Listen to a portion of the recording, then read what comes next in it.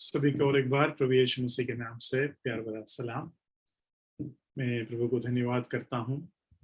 हमें और एक मौका प्रभु ने दिया है और सब अच्छे चीजें स्वर्ग के पिता और ज्योति के पिता से आते हैं, इसलिए ये मौका भी प्रभु ने ही हमारे लिए बना कर दिया है। मैं ये विश्वास करता हूँ और प्रभु को धन्यवाद करता हूँ। पिछली बार हमने जो सीखा उसको थोड़ा और गहराई में जाना जरूरी है। मैं पिछली बार जो सीखा उसका पृष्ठभूमि आपको देना चाहूंगा। मैं स्क्रीन को थोड़ा सा शेयर करता हूं। यहाँ से हमने क्या सीखा था कि पश्चाताप क्या है। पश्चाताप क्या है? यहाँ का पश्चाताप हम देखते हैं कि राजा को जिसका मैं दुश्मन था उसका में राजा के रूप में वापस स्वीकार करना, पश्चाताप में ये बात हम देखते हैं। तो यहां मैंने जो लिखा है उसको एक बार पढ़ता हूं। It's a sincere change towards the saviour from his sin of rejecting और नॉट टर्निंग टू क्राइस्ट। इसका मतलब यह है, यह अपने पाप से तारनहार के प्रति गंभीरता से मोड़ना है।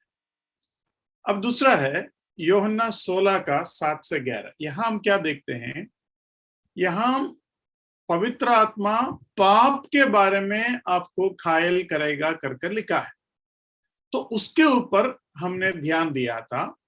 पाप, धार्मिकता और न्याय, ये तीनों जो है उस राजा को स्वीकार नहीं करने का वजह से पवित्र आत्मा आपको घायल करता है। उसके ऊपर हम आज और एक बार ध्यान देंगे, लेकिन नीचे का भाग भी मैं पढ़ लेता हूं। Since God's primary interest is not in sins, which he surely hates, but sinners' sin, which hates God.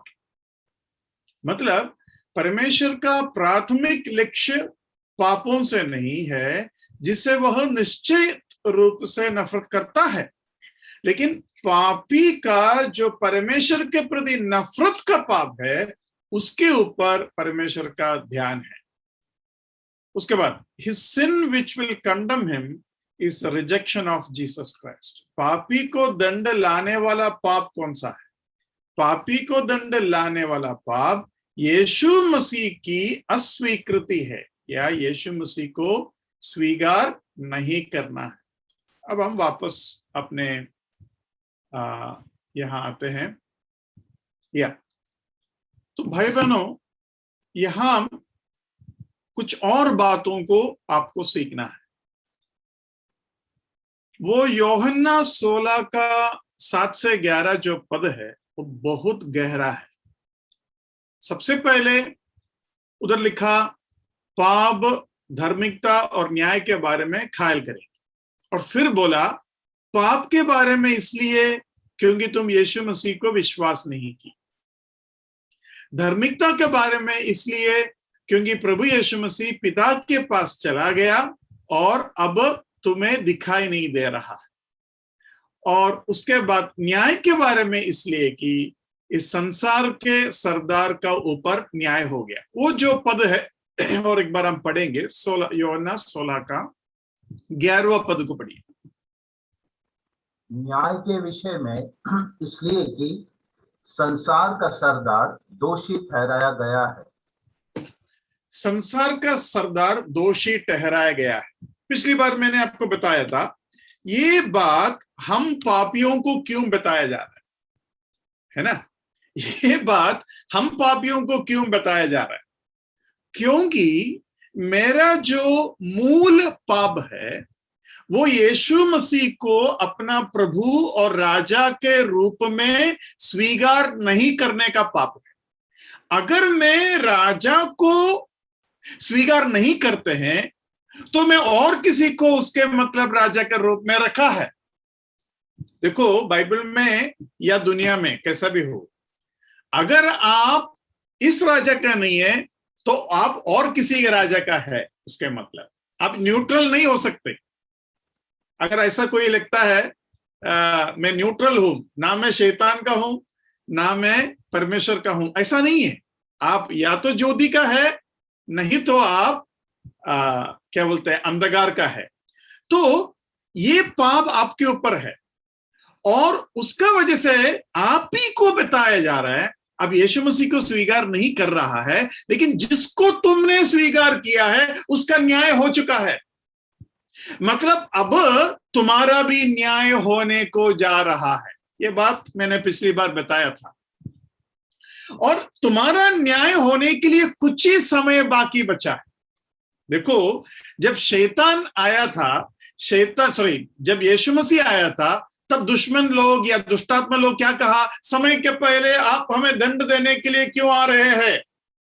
लेकिन यीशु मसीह मरने के बाद अब शैतान ऐसा नहीं बोलेगा, समय हो चुका है, अभी जो है हमारा ऊपर दंड आने के लिए कुछ ही समय बाकी है। उस छोटे से समय में हमको बचने का मौका दिया जा रहा है। लेकिन यहां बहुत से चीजें हैं जो हमने बिल्कुल ध्यान नहीं दिया। वो ये है, आप बताइए, सुलेमान अपना दुश्मन अदोनिय्याह को मारा। अदोनिया का सपोर्टर योवाब को मारने के लिए हुक्म दिया। अगर योवाब को नहीं मारता तो ये एक राजा कर सकता है क्या? ये है आज जो ध्यान देने वाली बात है। हमको समझ में नहीं आएगा, लेकिन राजा ये कभी नहीं कर सकते। मतलब राजा को मारना ही पड़ेगा। अदोनिया के बारे में क्या बोला, जरा देखिए। अदोनिया के बारे में सुलेमान राजा ने क्या कहा कर थोड़ा सा हम देखेंगे। पहला राजा 2 का 28 और 29 पढ़िए। पहला राजा 2 का 28 और 29। इसका समाचार योआब तक पहुंचा। योआब अबशालोम के पीछे तो नहीं हो लिया था, परंतु अदोनियाह के पीछे हो लिया था। वो वचन नहीं है, उसका जस्ट पहले का वचन है। मुझे 24 चाहिए। 24।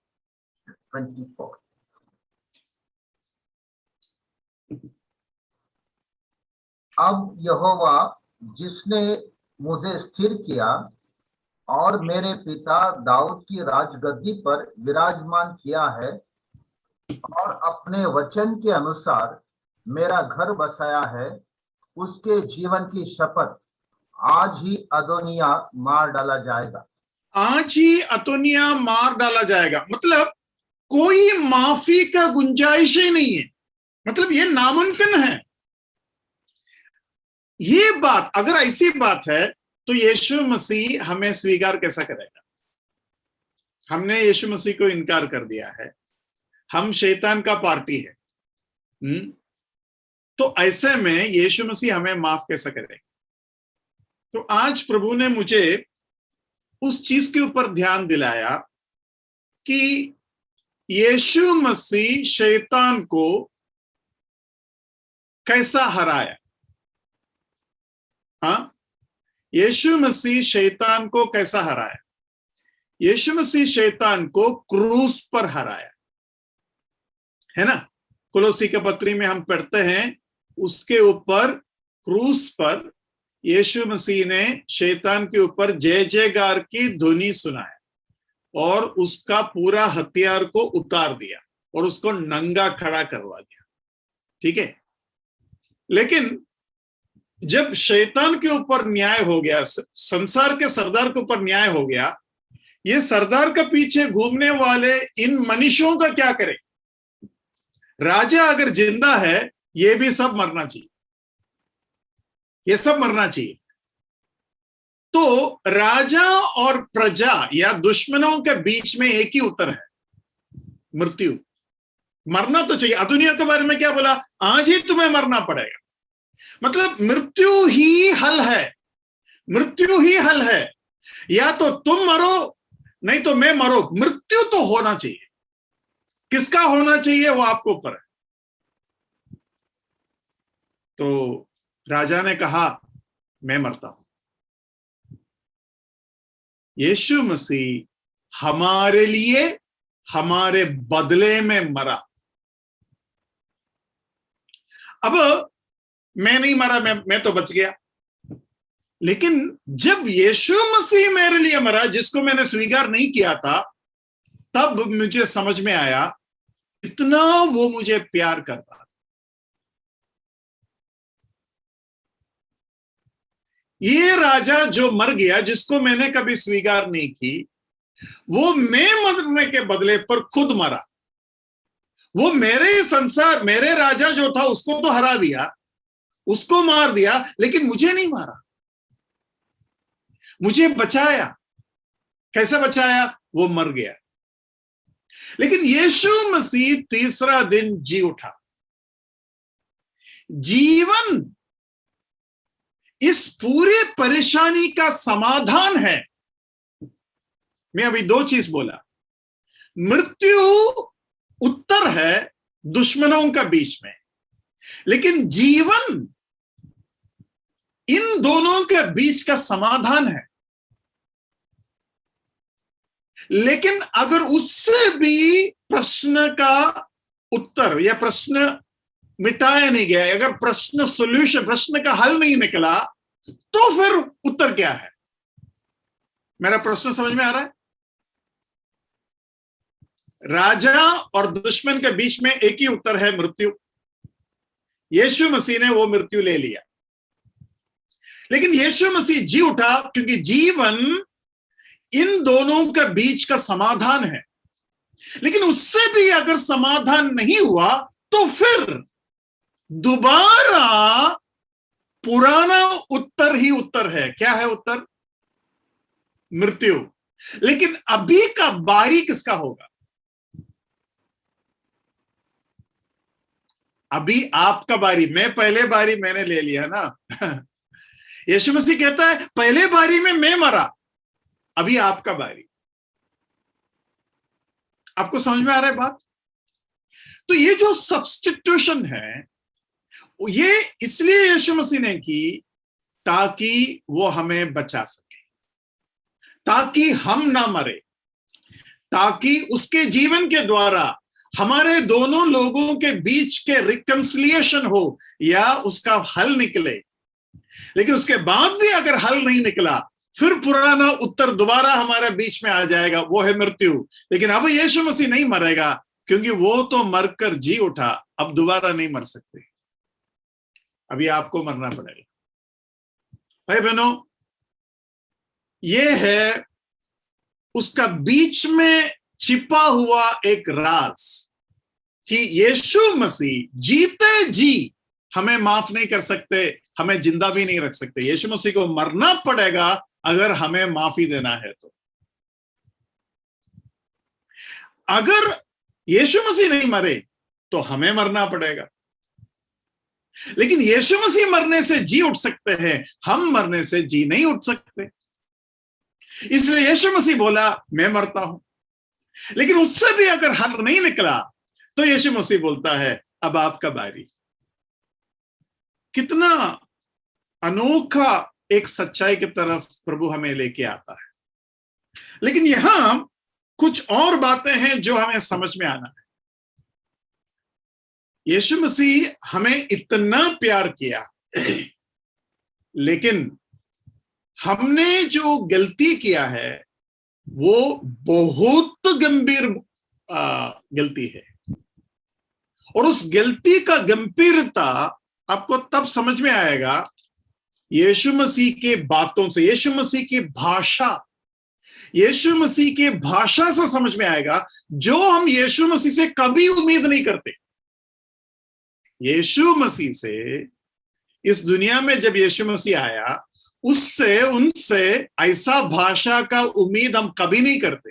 मालूम है कैसा भाषा इस्तेमाल की?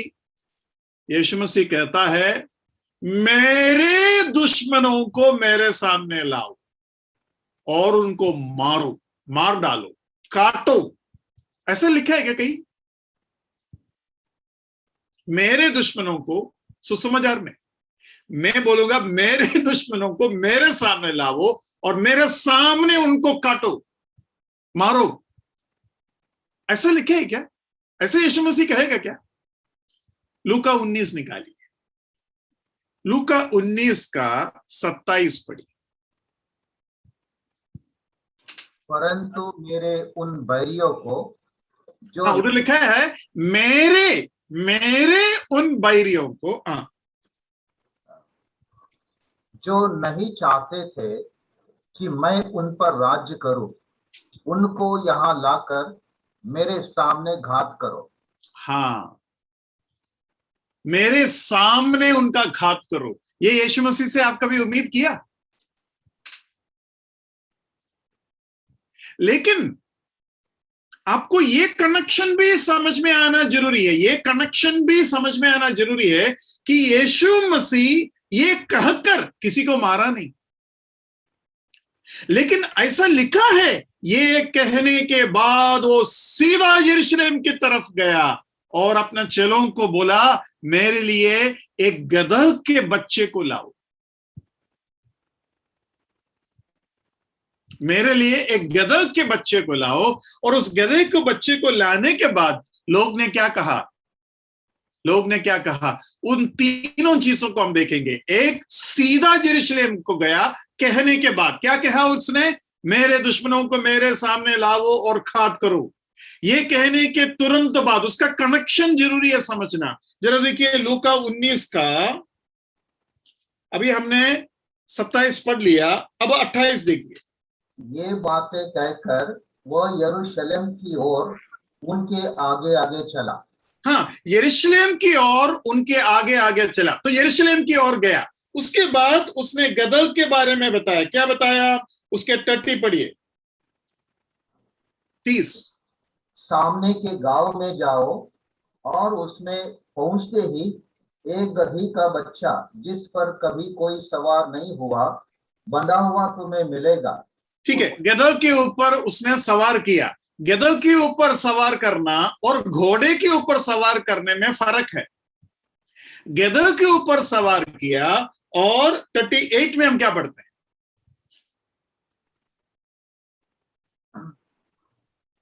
धन्य है वह राजा जो प्रभु के नाम से आता है, स्वर्ग में शांति और आकाश मंडल में महिमा हो। हाँ, धन्य है वो राजा जो आता है। देखो, यहां आपको यह समझ में आना है कि यहां का समस्या क्या है। यहां का समस्या क्या है? प्रभु का जो उन्होंने जो उपमा बताया था, उसमें उन्होंने जो दृष्टांत बताया, उसमें राजा है विषय, उसमें राजा है विषय। उन्होंने जिस बैरियों को मारा, उसमें राजा है विषय। वो यरूशलेम में गया क्योंकि यरूशलेम से राजा जुड़ा हुआ। लेकिन राजा जब गधों के ऊपर चढ़ता है, तब उसके अर्थ है अब बचाने के लिए आया है। क्योंकि उन्होंने उधर होशन्ना गाया और यीशु मसीह को स्वीकार किया।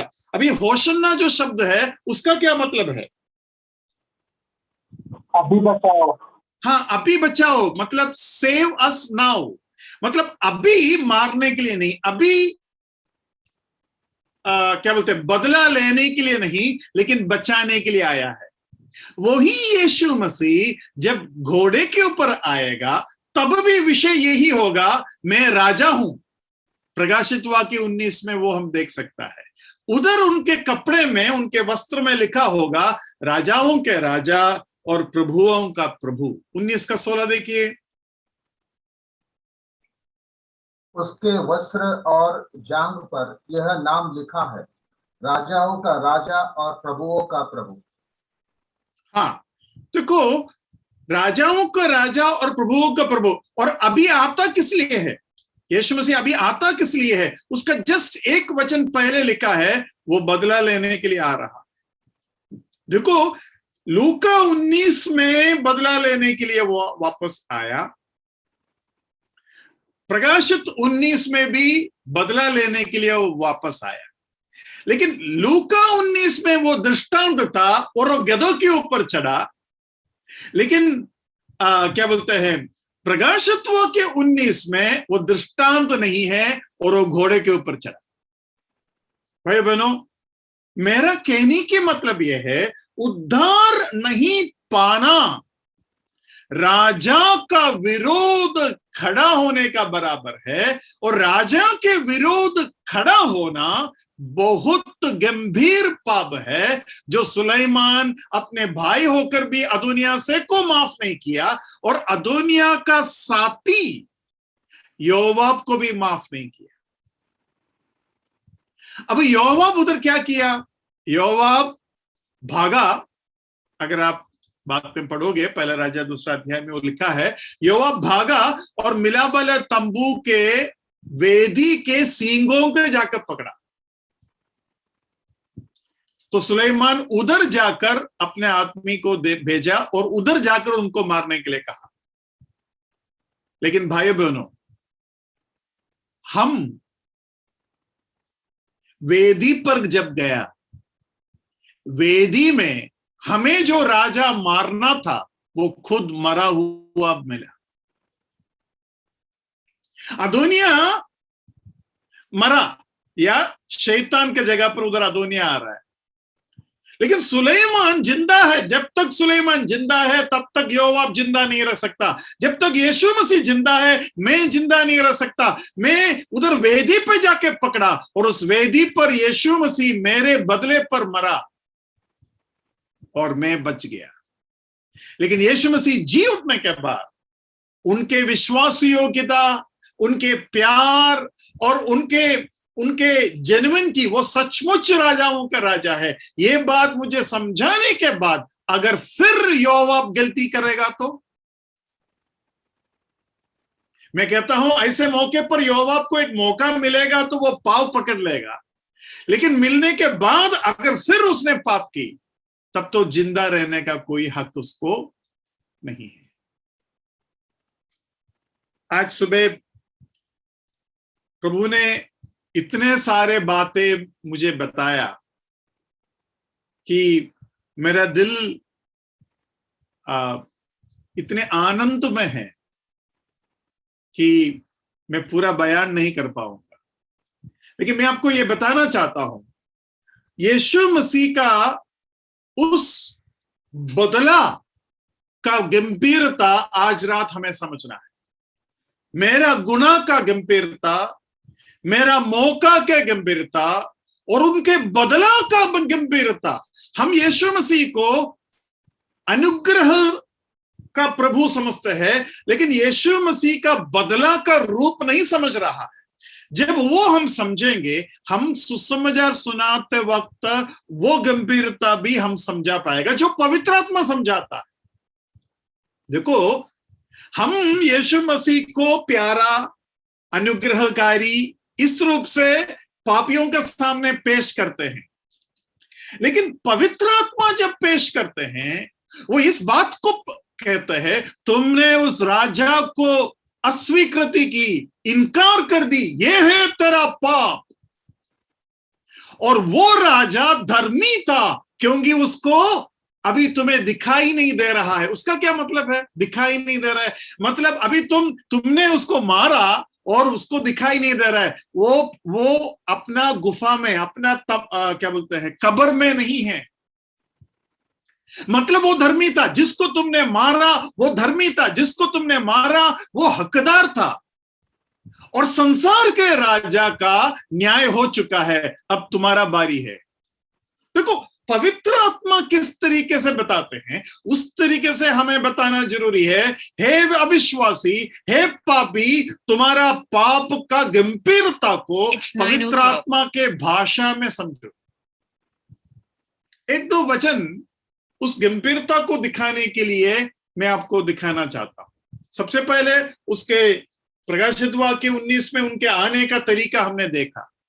आइए हम वचन संहिता 50 का 22 पढ़ेंगे।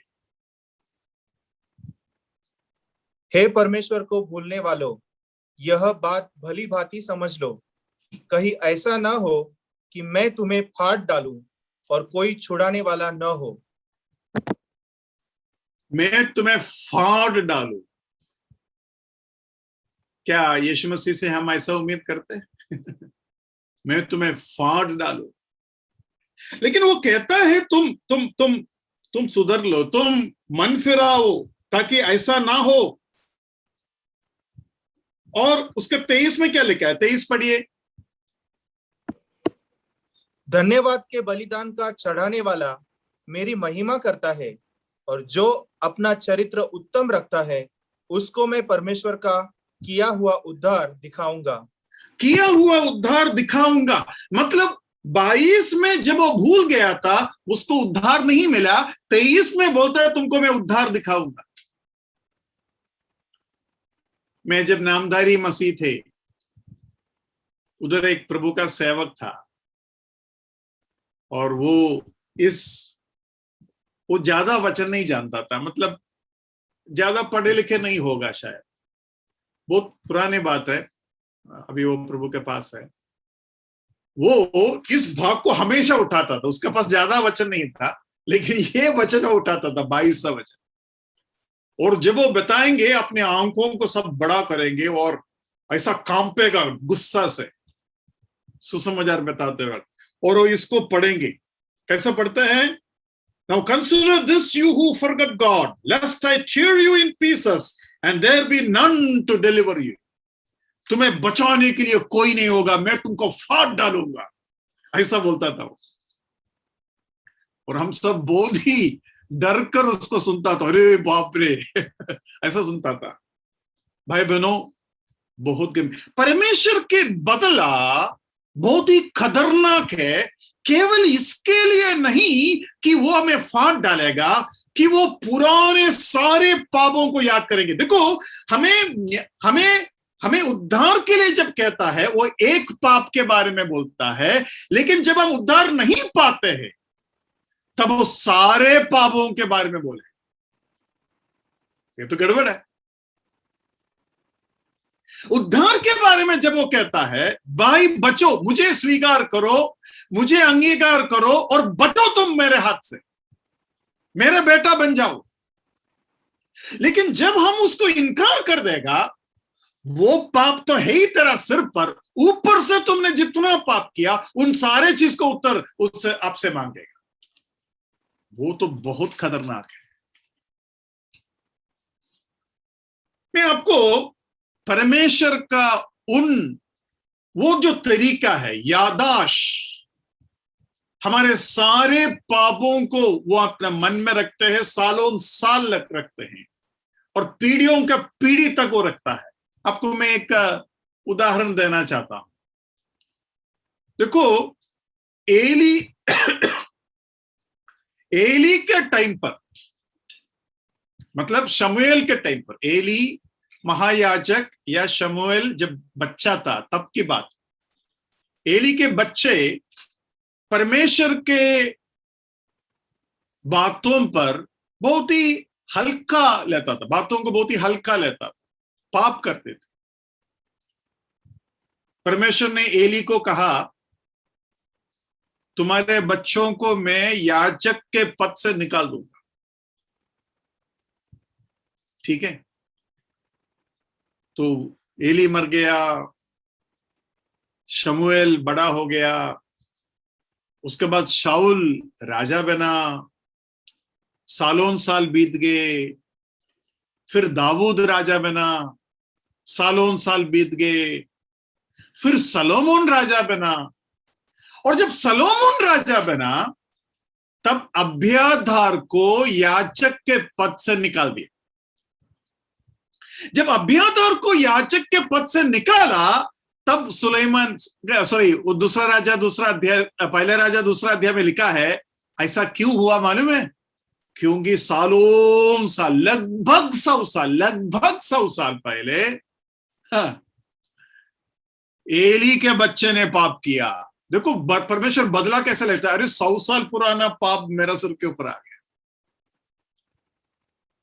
और उसके बाद अब्यातार को निकाल दिया और सादोक बोलकर एक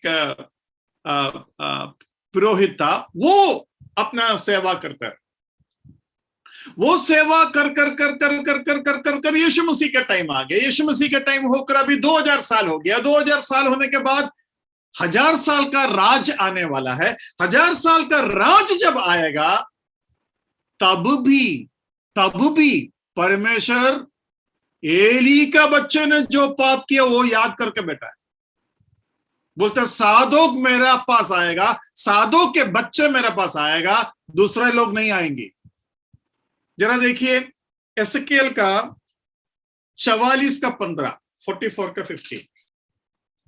फिर लेवी याजक जो सादोक की संतान है और जिन्होंने उस समय मेरे पवित्र स्थान की रक्षा की, जब इजरायली मेरे पास से भटक गए थे, वे मेरी सेवा टहल करने को मेरे समीप आया करे। मेरे समीप आया करे। ये कब की बात है? मैं आपको ये भी दिखाना चाहता हूं वो राजा का टाइम पर क्या हुआ था, सुलेमान राजा का टाइम पर क्या हुआ था। जरा देखिए राजाओं के पुस्तक, उसका पहला राजाओं के पुस्तक, उसका दूसरा अध्याय, उसका 27 पढ़िए। पहला राजा दूसरा अध्याय, उसके 27।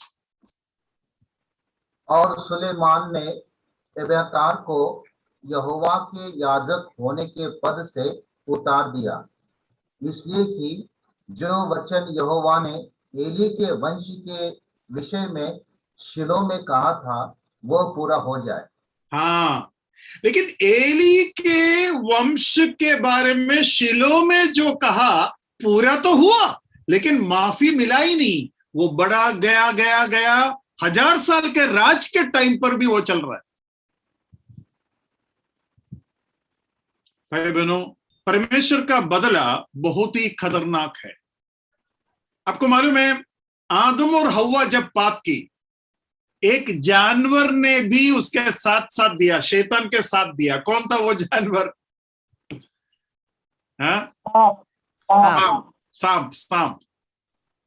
सांप और पाप बहुत ही पास का नाम है। सांप को उस समय एक श्राप दिया था। क्या था श्राप?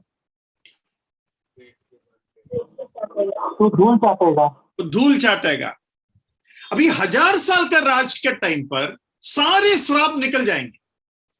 जैसा कि सिंह भूसा खाएगा, हाँ, मेमना और सिंह एक साथ चारा खाएगा, छोटे बच्चे सांप के गड्ढे के अंदर हाथ डालेगा।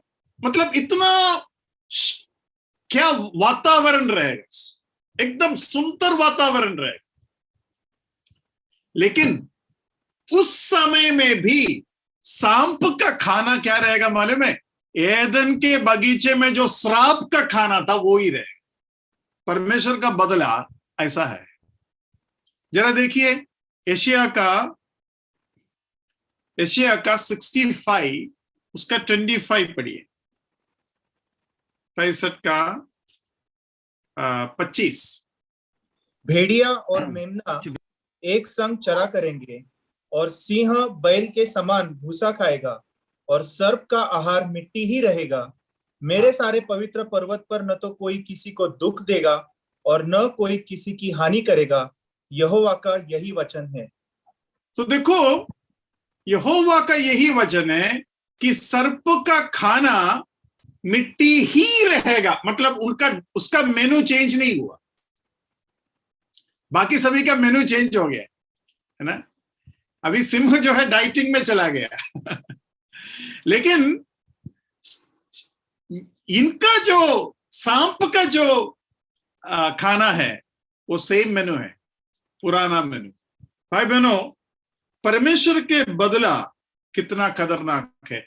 हमें प्रभु को कितना धन्यवाद करना चाहिए कि प्रभु के साथ हमारा मेल मिलाप हो गया, हमारा मेल मिलाप हो गया। भाई बहनों, सचमुच में उस दुश्मनी की हालात में यीशु मसीह हमारे लिए मरा है। रोमी 5:10 में वो भाग हम पढ़ सकते हैं, शायद मैं पिछली बार भी जिक्र किया, तो उसको और एक बार हम पढ़ेंगे। बहुत ही हृदय को इतना आश्वासन देता, इतना क्या बोलते हैं, दिल को ठंडा करता है।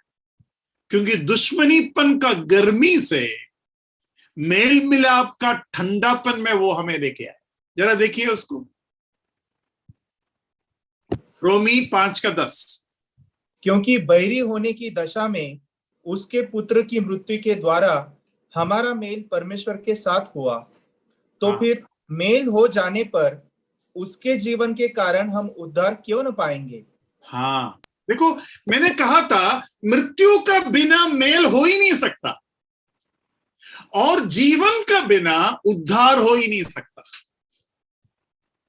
तो प्रभु यीशु मसीह का पहला बारी ले लिया, और जब यीशु मसीह मेरे लिए मरा, तब वो जो सेंचुरियन भी, वो सिपाही था ना, वो सिपाही बोल रहा था, अरे ये तो धर्मी था। मतलब मृत्यु देखकर तो कोई भी समझ लेगा कि ये धर्मी था या नहीं। यीशु मसीह धर्मी था। भाई बहनों, यीशु मसीह हमें जो प्रार्थना सिखाया, वो कैसा प्रार्थना था? तुम्हारा राज्य आए, लेट दाई किंगडम कम। मतलब तुम मेरा राजा है, तुम हमारा राजा हो, और आपका राज्य आए। और उसके बाद हम देखते हैं कि वो जो पाप है परमेश्वर ने जो किया, उधर हम देखते हैं कि वो राज्य के विरोध में जो पाप है, किंगडम का विरोध में जो पाप है, सुलेमान माफ नहीं कर सकता, क्योंकि सुलेमान को अदोनिया ने किससे मांगा? वो राज्य तो नहीं मांगा, लेकिन किसको मांगा? दाऊद के पत्नी को मांगा। अब ध्यान से मेरी बात को सुनना। हाँ, कितना गंभीर है यह बात कि सोलोमन अदोनिया को नहीं छोड़ा, और सैमसन या शिमशोन, उसकी पत्नी को जब कोई लेके गया, उसने छोड़ा क्या? उसने नहीं छोड़ा। और दाऊद अपना पत्नी मीखल को खो बैठा था, क्या दाऊद छोड़ा क्या? आपको याद है ना, शाऊल ने दाऊद के पत्नी मीखल को और किसी को दे दिया, तो दाऊद ने नहीं छोड़ा।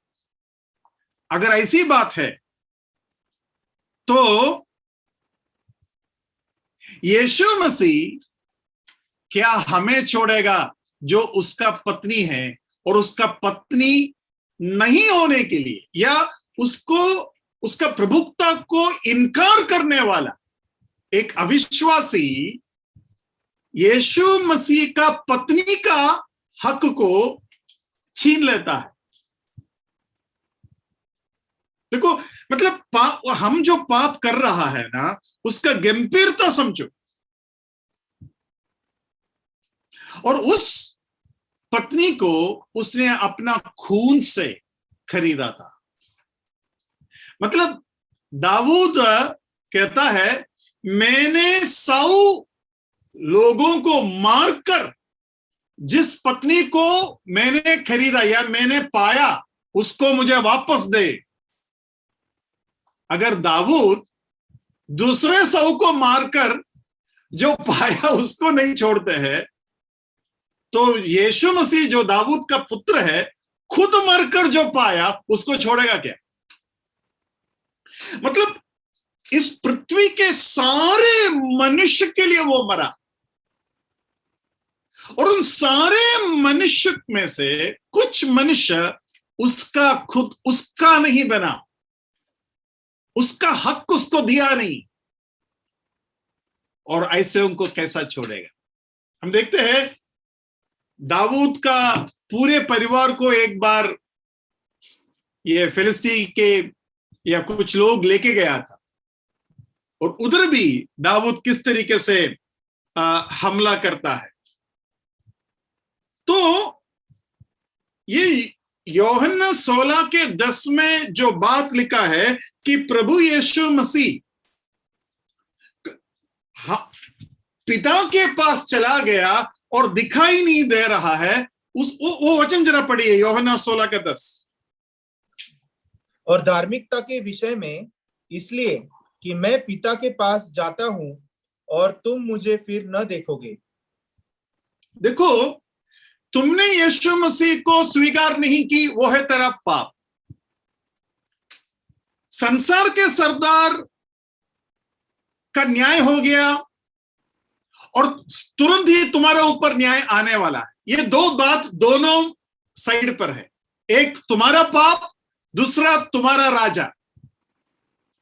तुम्हारा पाप क्या है? असली राजा को स्वीकार नहीं की। लेकिन तुम्हारा राजा का प्रॉब्लम क्या था? तुम्हारा राजा का न्याय हो चुका है, लेकिन तुमने क्या की? तुमने उस धर्मी यीशु मसीह को क्रूस पर चढ़ा दिया और कहा ये मेरा राजा नहीं है। लेकिन उसको जहां तुमने दफन किया उधर उसको दिखाई नहीं दे रहा है,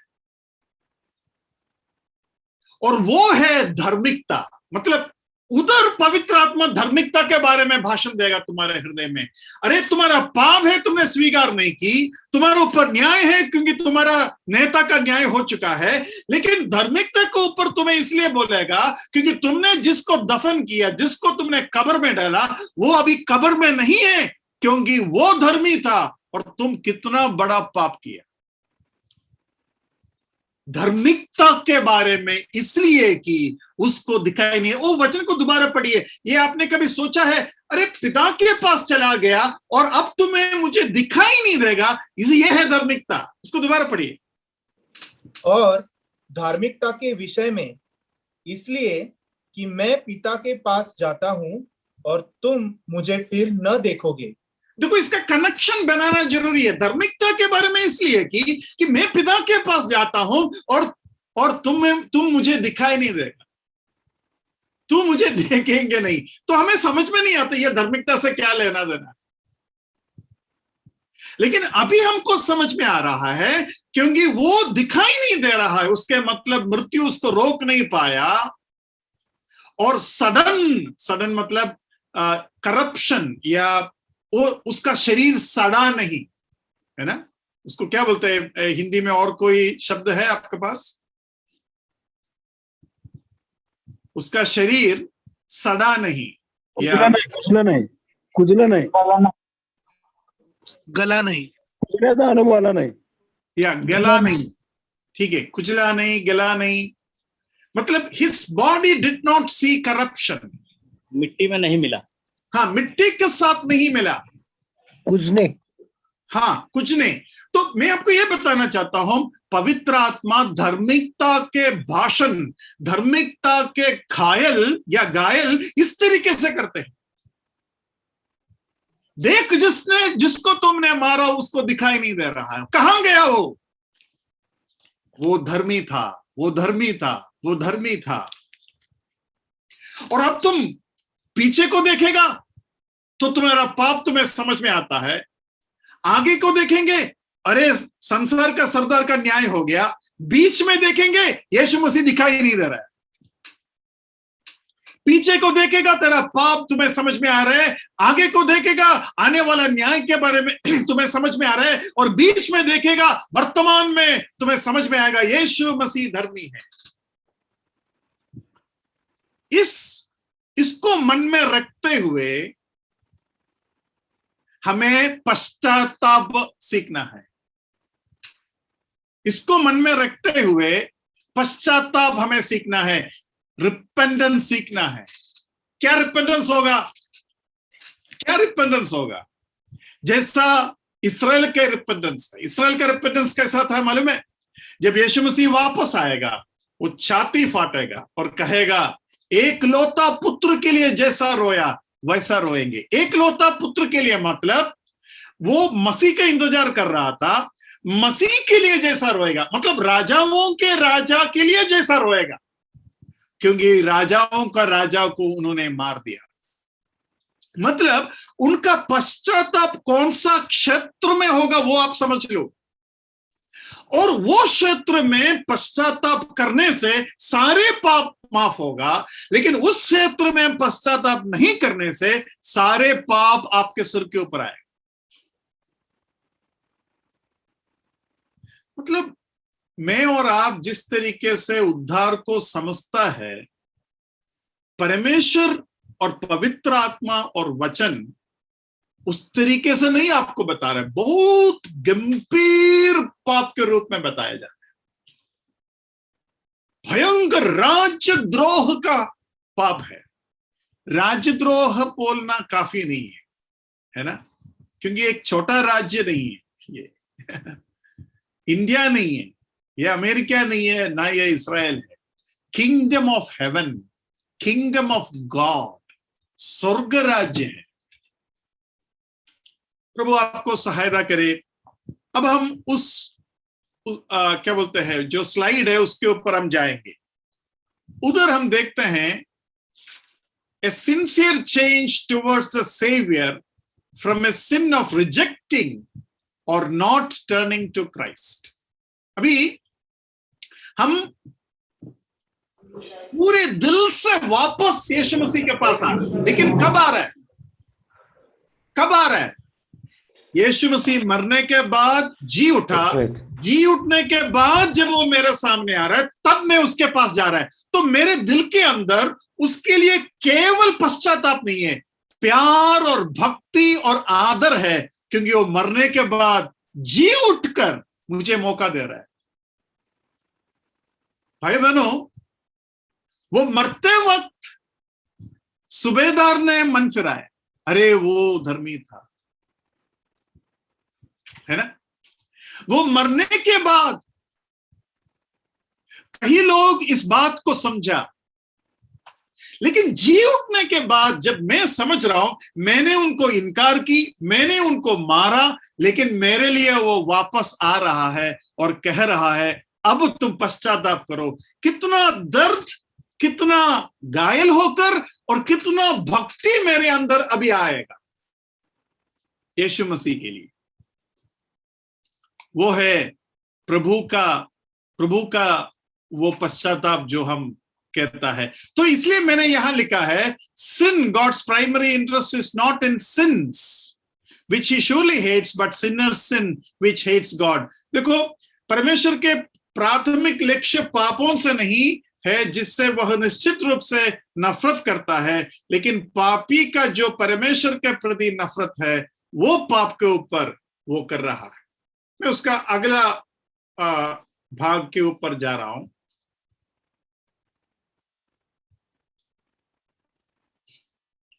तो रिपेंटेंस क्या है? रिपेंटेंस केवल सुधार नहीं है, ये केवल बुरा लगना नहीं है, फल से दुख लेकिन जड़ से नहीं। एसाव और यहूदा ऐसे ही लोग थे। यह पुण्य कर्म नहीं जो बुरे के बदले अच्छी कर दिया। आप जरा देखिए, योवाब अगर इसमें से कुछ भी करेगा, सलोमन को क्या लगेगा? ठीक है मैं सुधर गया, अभी नहीं करूंगा, आज से बीड़ी नहीं पीऊंगा, आज से गाली नहीं दूंगा, आज से झूठ नहीं बोलेंगे। अरे बात वो नहीं है। तुमने जो पाप किया बहुत गंभीर है, इतना गंभीर पाप है, या तो तुम्हें मरना पड़ेगा नहीं तो राजा को मरना पड़ेगा।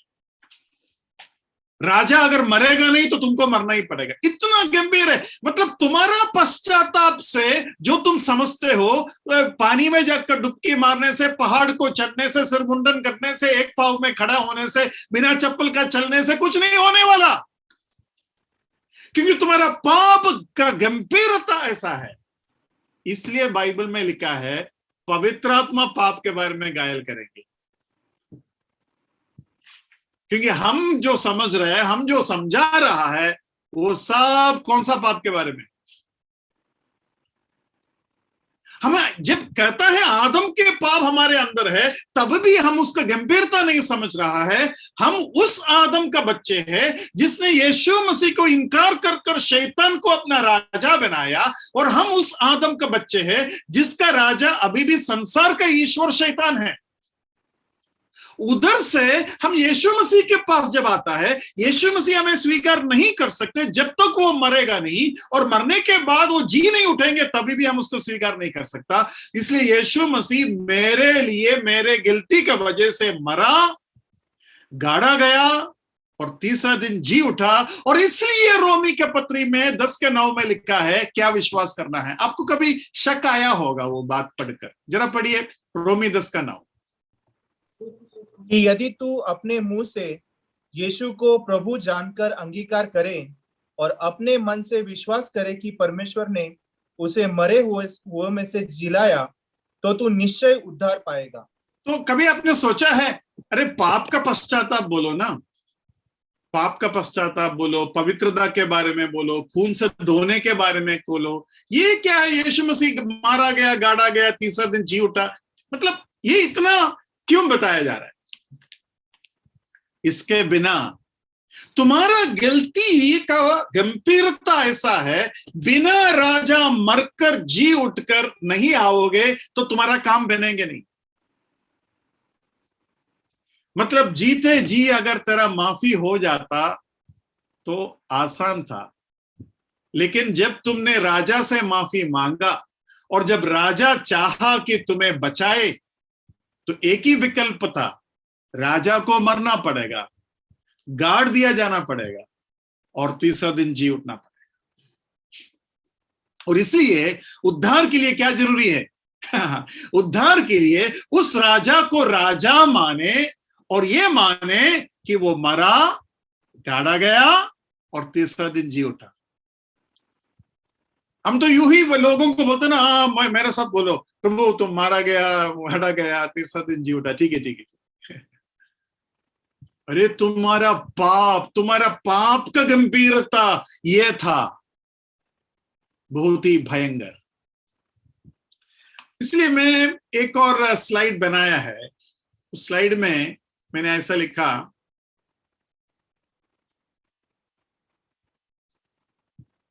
सब्स्टिट्यूशन। ये भाग में पढ़ने जा रहा हूं। Only death is the answer between a king and his enemies. But life after is a solution for both king and his citizens. So the king took the first turn to die and live. But if that does not solve the issue, then again death is the answer, but this time it's the enemy's turn. मैं हिंदी में पढ़ता हूं। राजा और दुश्मनों के बीच में केवल मृत्यु हल है, लेकिन वापस जीवित होना राजा और सबके लिए एक अनोखा समाधान है। इसलिए प्रभु यीशु मसीह पहले मौके पे मरा और जीवित हुआ। जब उससे हल नहीं निकला, फिर और एक बार मृत्यु ही हल लाएगा, लेकिन अभी बारी आपका है। वो भाग मैंने लिखा नहीं, लेकिन अभी बारी आपका है। भाई बहनों, सब्स्टिट्यूशन जो शब्द है या बदले पर, उधर जो हिंदी शब्द मैंने लिखा है प्रतिस्थापन, मतलब बदले में। यीशु मसीह हमारे बदले में मरा, मतलब यीशु मसीह राजद्रोह करने वाले के बदले में मरा।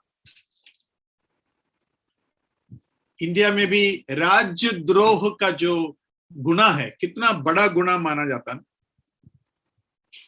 बहुत बड़ा गुनाह है। और आपको मालूम होगा आजकल ये तरीका हो गया, कुछ भी गुनाह करो, अगर कोई भी पार्टी आपको प्रेम नहीं करते या नफरत करते हैं, तो सीधा वो राजद्रोह का गुनाह आपके सिर के ऊपर डाल देगा। क्यों? क्योंकि वो सबसे बड़ा गुनाह है। मैं विनती करूंगा, जो उद्धार पाया वो प्रभु को बहुत धन्यवाद दे, और जो उद्धार नहीं पाया उस पाप का गंभीरता को समझे और मन फिराए और ये समझकर उसे कहे, प्रभु मैं आपको प्रभु के रूप में, राजा के रूप में मेरे अंदर स्वीकार करता हूं, क्योंकि मैंने जो आपको इनकार की और इस संसार के ईश्वर को स्वीकार करने का वजह से मुझे माफी देने के लिए आपको मरना पड़ा, गाड़ा जाना पड़ा, और तीसरा दिन जी उठकर आप आ रहा है।